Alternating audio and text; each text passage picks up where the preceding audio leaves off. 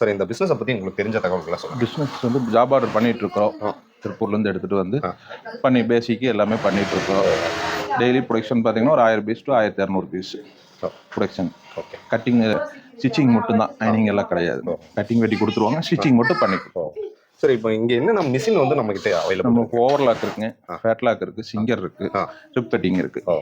இது எப்படி சார் ஒவ்வொரு மிஷினையும் எப்படி நீங்கள் ஆப்ரேட் பண்ணுறீங்க? டெய்லர் இருக்கிறாங்க, அதுக்குன்னு டெய்லர் இருக்கிறாங்க, அந்த டெய்லர் வச்சு ஆப்ரேட் பண்ணுறோம்.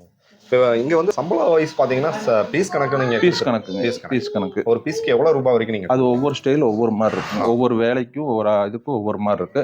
அதை நம்ம எப்படி எடுக்கிறோமோ அதுக்கு. நீங்கள் என்னென்ன மிஷின் வந்து நீங்கள் ஆப்ரேட் பண்ணுவீங்க சார்? நான் எல்லா மிஷின் ஆப்ரேட் பண்ணுவேன். உங்களுக்கு எத்தனை ஆண்டுகள் அனுபவம் இருக்குங்க? எனக்கு 93லேருந்து இந்த ஃபீல்டு இருக்கு. கிட்டத்தட்ட ஒரு 20 ஆண்டுகளுக்கு மேலே 30 ஆண்டுகள் நம்ம வச்சுக்கலாம். ஓகே. இந்த ஃபீல்டு எப்படி இருக்குங்க சார் இந்த ஒரு 30 ஆண்டு காலம்?